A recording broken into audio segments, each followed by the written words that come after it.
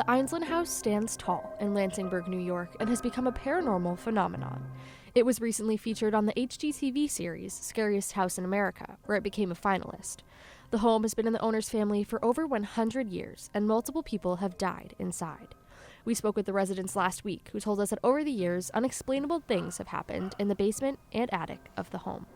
Paranormal investigators believe the spirit of a tall male lives in the attic and another in the basement. Here to tell us more about the haunted history of the Enslin House is Mimi.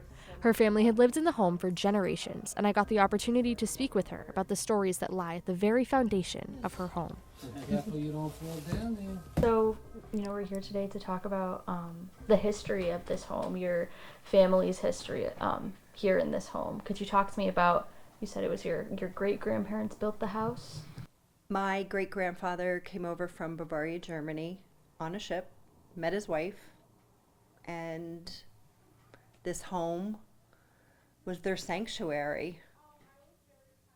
And there was so much love in this house from the stories that my mother shared growing up of her grandparents. And, moving through life, they transitioned here in the house. They died in the basement, but 6 months apart. And my great-grandmother was downstairs in the basement getting coal to heat up the house, and she stepped on a staple, and that's in the death certificate because I got death certificates of both my grandparents. And then 6 months later, my grandfather transitioned in the basement, getting the coal, and I do believe that he died of a broken heart just shortly after my grandmother, his wife, died in the basement. And I do believe in my heart that this home was a sanctuary of love. And my great-grandmother died 3 days before my mother was born. And so that is when I believe grief took over this home. And it wasn't always very pleasant. My mother shared so many beautiful stories, but also the trauma of her life growing up here. It was sad, it was happy, it was joyful. And I feel like the spirits of my family do come visit, but I do believe that there are other spirits that are here. When we were talking earlier about the other spirits that are here, you said that particularly there is a spirit that is felt up in the attic, and you do not believe that that is a loved one. You think that is something else.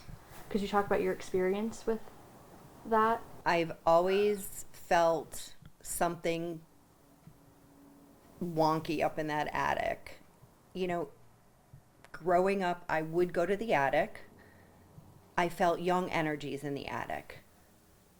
But then when I came back here to visit with my mom as I got older, and then I actually had to move into the house to be her caregiver, I would have to go up in that attic because there was so much stuff in boxes and I was cleaning it out, and I could feel a very, very large energy. And I left. I just would leave. It didn't feel safe to me. And, I tried to clean out the attic as fast as I could. But every time I went up there, I do feel that large presence, that large energy, like bigger than me. I don't know what it is, who he is, but I know he's not a family member. Mm-hmm.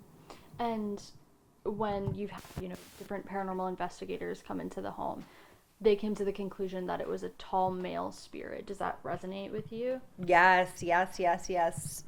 We have had paranormal teams come here and see the tall man and catch him, and I don't know whatever mechanism they use to capture those figures. But yeah, I saw it and I'm like, oh my God, he's so tall. And then the last paranormal team also caught like a shorter mid-size. Like this guy was tall. And I'm like, oh my goodness. And they also felt like young feminine energy in the attic. So I don't know. Yeah. I actually I do know, because that letter up on there was found in the attic between the floorboards, and you could, it's two women writing that little note up there. So that was interesting. So maybe it's their energy. I don't know. Mm-hmm. Do you know what the note says? I was trying to make it out earlier. I wasn't sure if you had.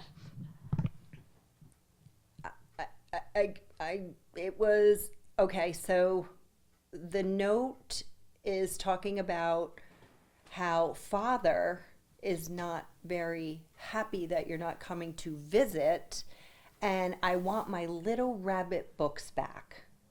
And I'm like, okay.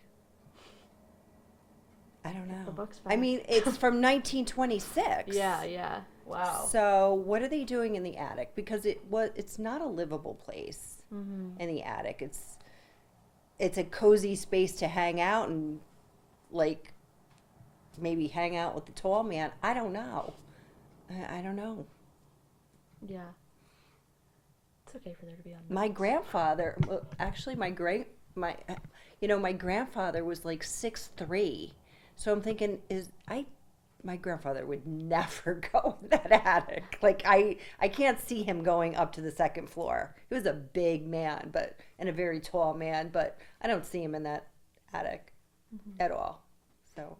And in your experience too, like we were talking about, when you feel like connected to a spirit, like if that's a personal connection, and if it's not, is there anything about your experience with your personal connections to spirits that you would want to talk about, like loved ones?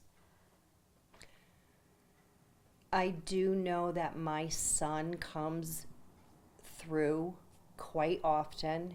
He's very protective. We had the most beautiful unconditional love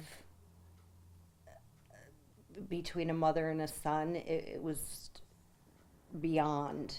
And it'll be 20 years since he transitioned at 18 years old this December. So he makes himself known. He was a jokester. So then he's also this calming spirit. So he knows if I'm feeling any anxiety, he'll come through here in the house and make himself known. This is really profound.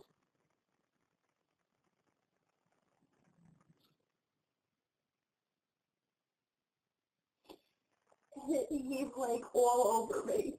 I know, you tell Mommy that you're here. Sweetheart, I know. Just help me out with this. Who else? Let's see. My mom transitioned here too. She doesn't come. Actually, my mom never wanted to be home. My mom never wanted to come home. She was always out running around, driving around, doing things. I understand today why she doesn't want to be in this house. I do believe she might have been fearful, maybe, of these spirits. But she would tell me, Michelle, this happened, and then her keys were found in her potato chips, and she did tell me stories, but she's like, I don't want you to think I'm crazy. I'm like, no, I don't. But I never shared it as a child growing up. I mean, I never shared these stories because no one would believe me.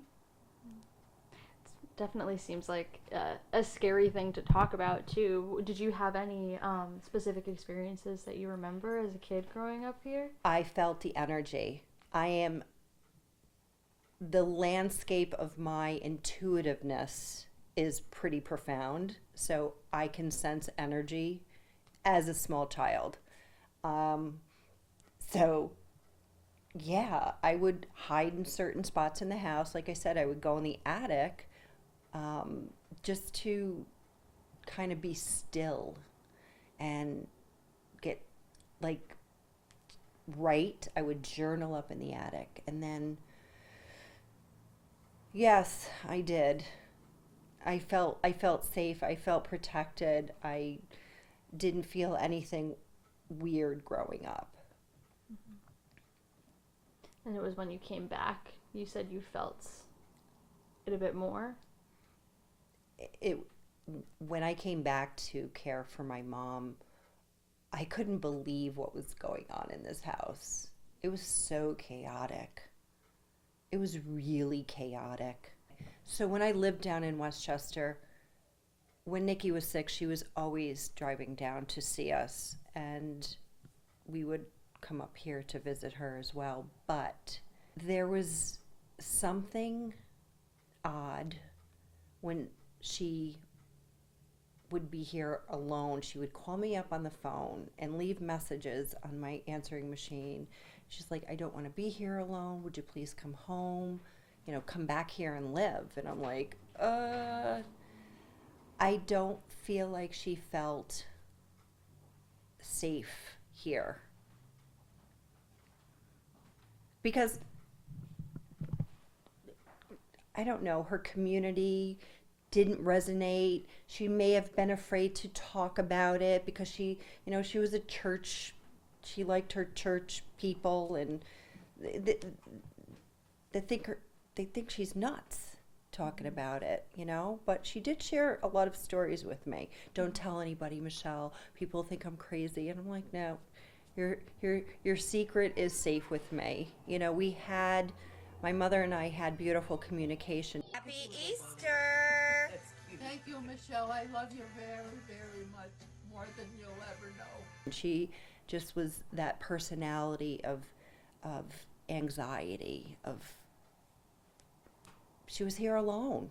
Mm-hmm. Nobody would come and visit her, even when she was sick here for 10 years, nobody came to visit her. And I found that really sad, with my mom being so devoted to her community outside of this house, that it was weird. Maybe they were afraid of the house. Yeah. That energy, when I talk about energy, sometimes, if you have that negative energy, they don't like that. They will push you. Mm-hmm. And that's something that happened to Shirley, I think, but I'm not sure. The pushing down the stairs, or did someone sneak in the window and wasn't supposed to be here? Because it was very odd that she came home on a Friday night and left her newspaper and her pocketbook on the 4th step before she went upstairs, and came into the house on the 1st floor where my mother lives, who was not here. She was down in New York with me during that weekend. And my mother comes home on a Sunday night and sees the cellar door open just a little bit, and Shirley was at the bottom of the steps. The newspaper said Friday, so Shirley was down there for 3 days. What did she hear in this house that prompted her to come into the home? And not only that, but the basement. You were saying that was not somewhere that people frequently went. No, no. There was no reason for Shirley to be in this part of the house unless she heard something. Mm-hmm. She came home from work Friday night, put the newspaper, the pocketbook on the fourth or fifth step, comes in here. Like, there's 5 doors before you get into the cellar. I don't even think she knew the layer of the land of the house. So it's what prompted her to come into this area of the house, and also what prompted her to open that door. I know. Yeah. Maybe, I don't know. I don't know. That's why, you know, when paranormal teams do come here, I'm like, I want to know who pushed her down those stairs. Have there been any breakthroughs when you've had paranormal investigators and teams here? No, not that I can remember. You grew up in this house. You've known this house as a really safe place. You knew that the spirits were here, but that wasn't something you were thinking very in depth about. It was just kind of, from what I was reading at least, you were really just living amongst them. Now you have wider attention on this story. You have HGTV team came here. You have paranormal investigators coming here. When I was speaking with Renzo, he said you'd spoken with, I believe it was the Warrens, with The Conjuring. What has that experience, I guess, been like for you? Going from something that was familiar to you to, you know, everybody wants to know more. Okay, so Lorraine Warren, I've had quite a bit of communication with her when she was with us, and she was just such a soft, sweet soul. And when she was alive, she was preparing me for, I think she did mention, the spirits that are in this house are not of your family, and to stay grounded. She always said to me, stay grounded. And so, you know, yeah, the HGTV came, the HGTV contacted me with regards to, you know, the Enslin House. We want to know more about it. We want to know about the spirits that are here. There's just so many different stories, you know. But who are these spirits in this house?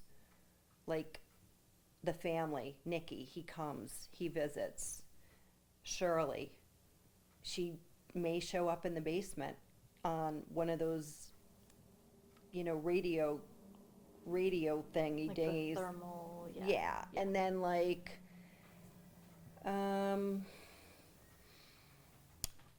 I just don't, I believe that HGTV was looking for maybe what is scary in this house. Retta was definitely scared in that basement. She felt some sort of energy, and she definitely felt it in the attic.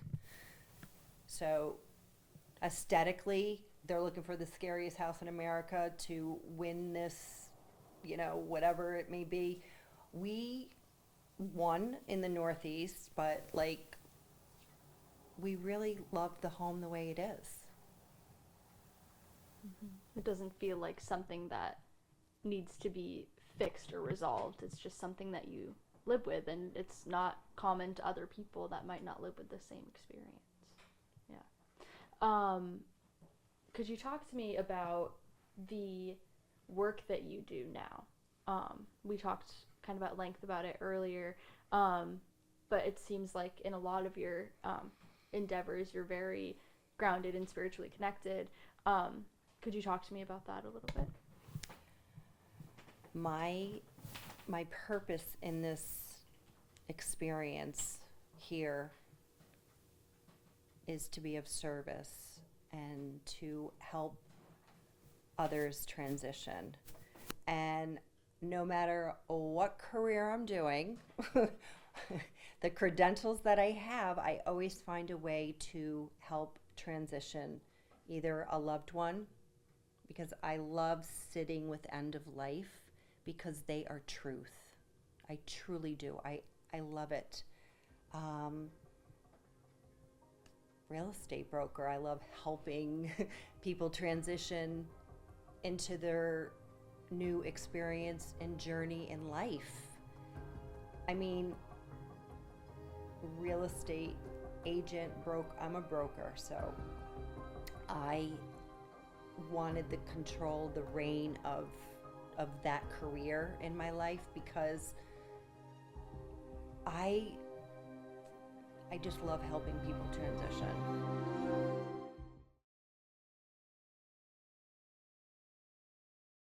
As we began to learn more about the house, the owners took us on a personal journey through their experiences with the paranormal. Renzo is Mimi's partner and said he never believed in the supernatural world until he met Mimi.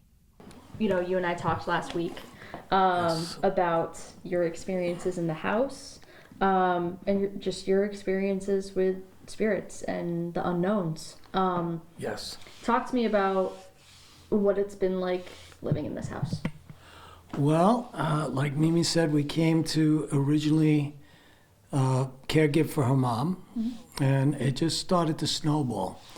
And little things like things moving around, you know, keys, finding your keys someplace weird, and then it just escalated. It escalated to things falling. I believe we discussed the video of the boxes falling, which it just happened. So stuff like that. It just kept snowballing, and a couple of push and shoves here and there. I think I mentioned that last time. Remember? So yeah, it just and at first I didn't believe in any of this because I kind of studied spiritualism and all that stuff and phony psychics and all that. So I became the debunker, and I couldn't really debunk anything. I started to become a believer at that point because I said, well, there's no explanation. There's no strings, no mirrors, smoke and mirrors, none of that. Mm-hmm. So that's all it was, just a snowballing effect, and then we did the research, Shirley and all that stuff that we talked about. Yeah. And so also just, I would assume, of course, being so close to Mimi and the work that she does and seeing her do that work, did that have any sway on your feelings? Yeah, it sure did. Until you see it in action, which I have, see her in action, so to speak. I never saw stuff like that before, so it really, really changed my whole perspective on things. That's what it is. Unless you experience it or you're there to actually see it, then, you just don't know. And so, before ever having seen Mimi do any of that stuff, I was just, not necessarily a non-believer, just whatever. I'm thinking, well, you see all these movies and stuff like that, and you go, everything's a trick, so to speak. But, then you witness these things. You witness somebody transition somebody in a hospital, and you see what that looks like. And you're just like, wow, Actually, when her mom passed away here, we were here, and she didn't mention this, but a mist came off her that we all saw and went up. And I have never seen that before in my life. In your experience living here, could you talk to me about your personal experiences with the spirits in this house? Okay, yeah. I've been here alone, and so I've heard the footsteps. Because sometimes Michelle's work takes her away, or Mimi's work takes her away. We'll have to do that over. Sometimes, cut. Sometimes Mimi's work will take her away. So I've been in the house alone, and upstairs I'd be downstairs and I'd hear obvious footsteps. I don't get scared because I got used to it. So I'll hear things throughout the house. I saw Mimi get shoved. I think I mentioned that last time we spoke. So I visually saw her get shoved off a stool, and that was something. And I said, "Are you?" I mean, you don't see that every day. I'm like, "Are you okay?" She goes, "Yeah, I just got pushed. Did you see that?" I said, "Yes, I did." I didn't know what to say. I was so far away. She goes, "I know it wasn't you because you're all the way in the front room." You know, I must have been 20 feet away. You know, and I just happened to be looking in that direction.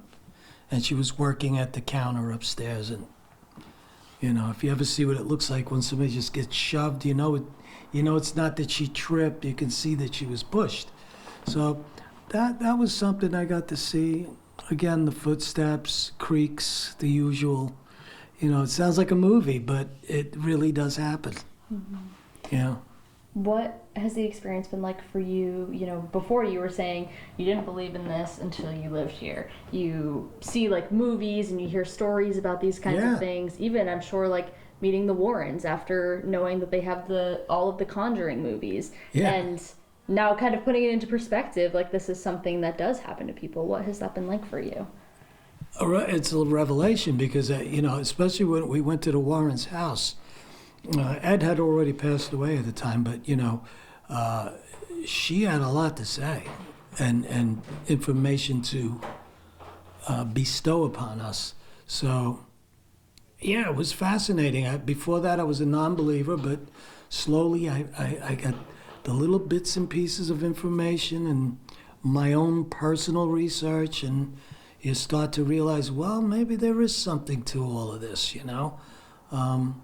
So that was my big takeaway, is that, well, I guess in this world you don't know everything and you got to keep an open mind.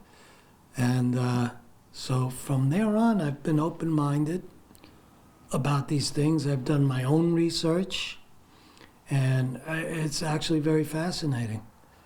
So, yeah, I became a believer, and, you know, with this house, I don't feel, you know, well...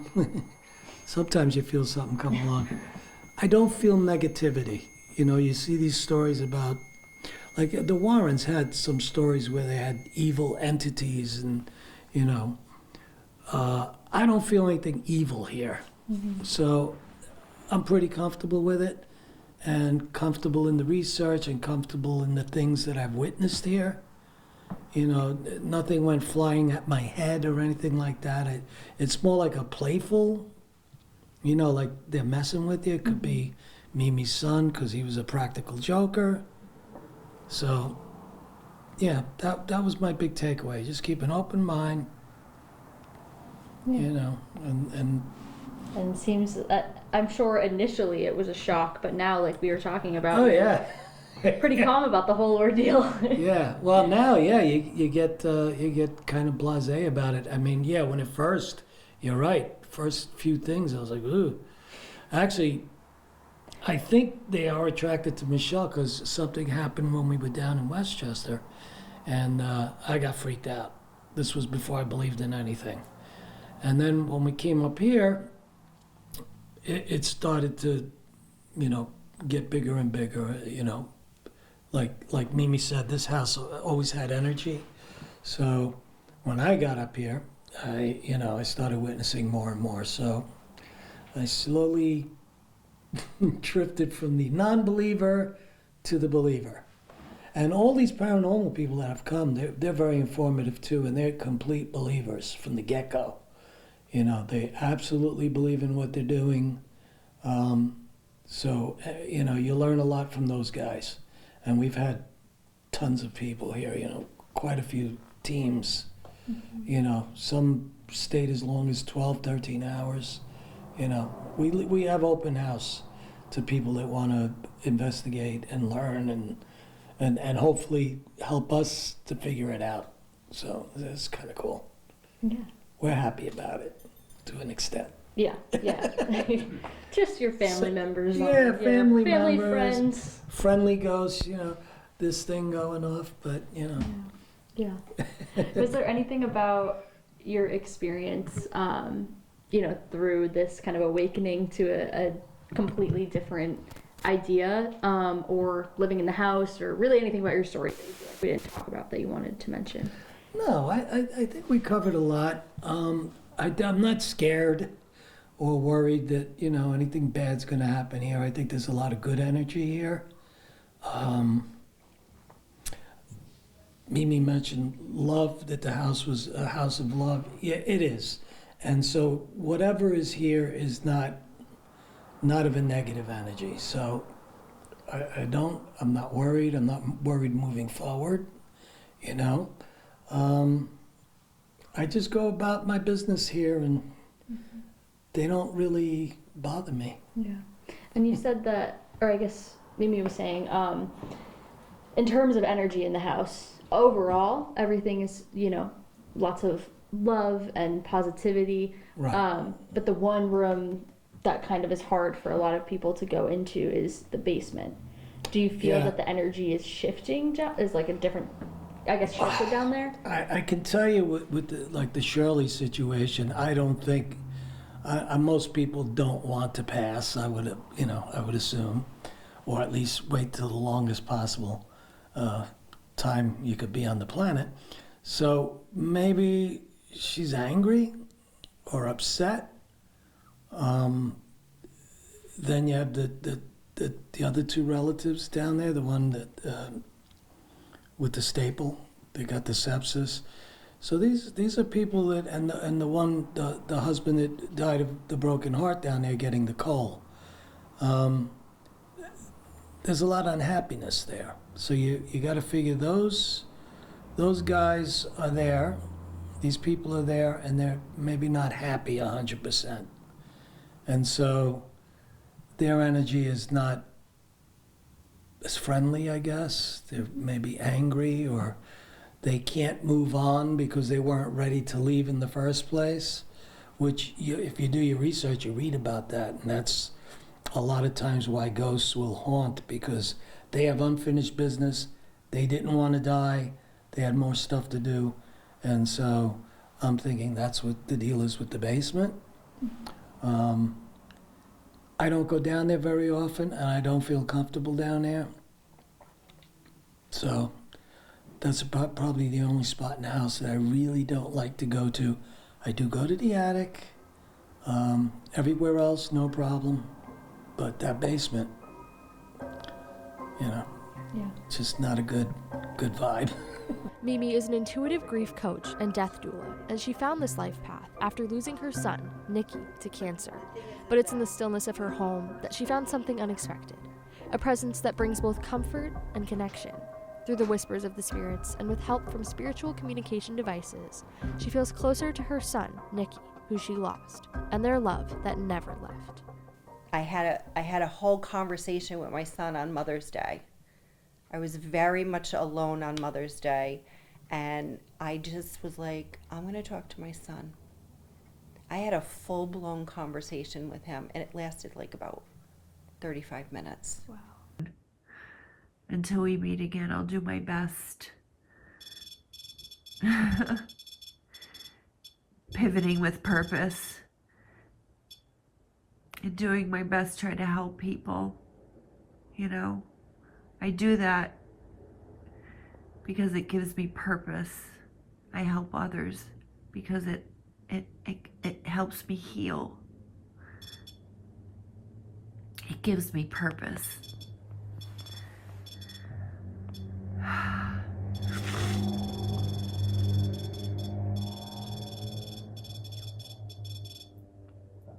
And you too, Nikki, I feel like, Nick, that you're helping me reach out to these people. You're like a conduit that channels through me, Nikki.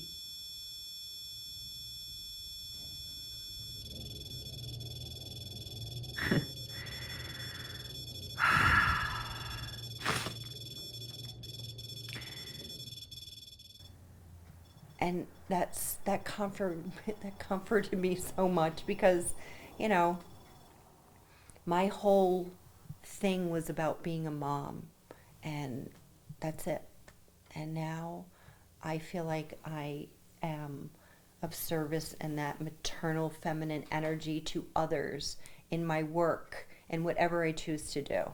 Selling a house or just crossing somebody over, I am of service. And you said too, when you first connected with your son after he had transitioned, you were using that board, and he gave you one word. Do you want to talk about what that word was and what that meant to you? So after Nikki transitioned, 3 months after, I was so lost because he was my, not, I want to go back here. Mm-hmm.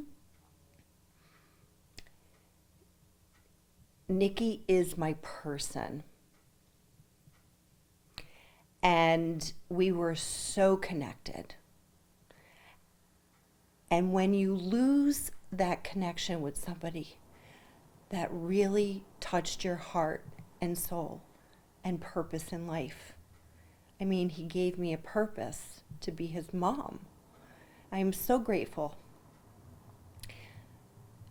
I wanted so bad to talk to him, so I had a list of questions. And a friend of mine came over and I'm like, listen, do you think you could move this Ouija board around for me? I bought it from a lady in Utah off of eBay, and I didn't care what anybody thought. I wanted to communicate with my son. I asked him all these questions, and then I was so overwhelmed with how perfectly positioned these answers were on this Ouija board, because the girl really didn't know the answers to these questions that was doing it with me. So I was like, what am I supposed, this was 20 years ago.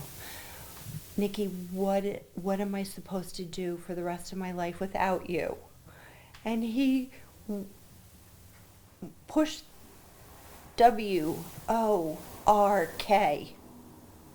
And that was it. And I'm like, yeah, that is my son.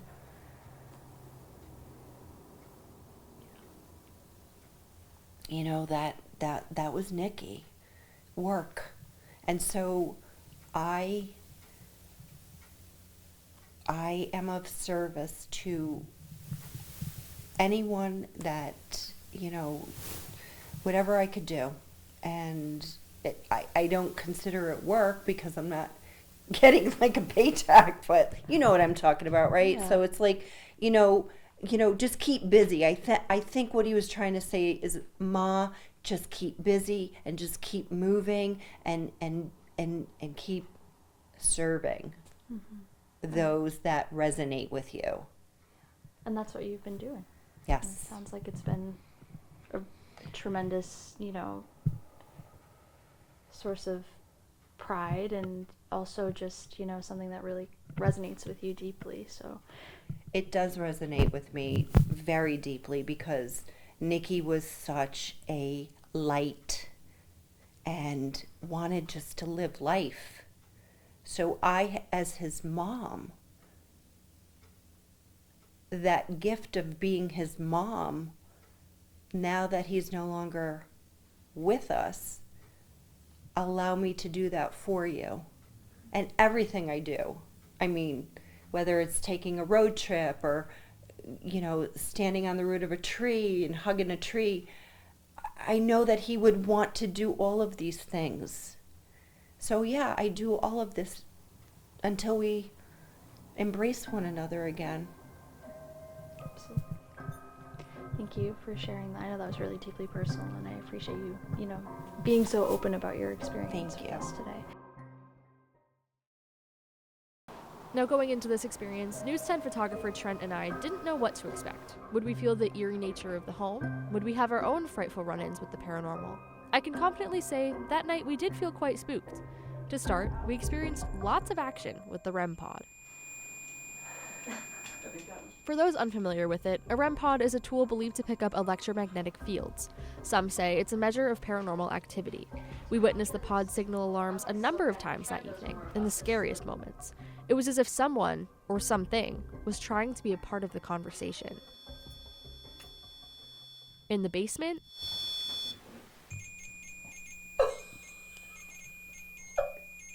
Are you okay if we go live? Oh, no. in the living room, Especially like sometimes we're in here, we have Definitely doesn't go in that basement though. Yeah.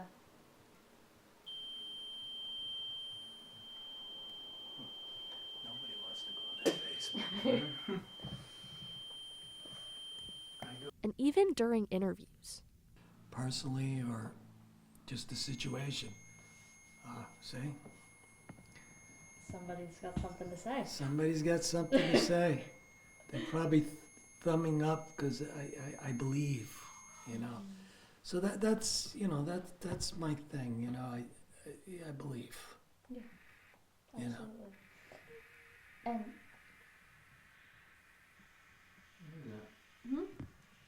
What's that? Uh-oh. What's that affecting? I don't know. It's affecting the electronics. Oh. That is weird. Where's that coming from? I don't know.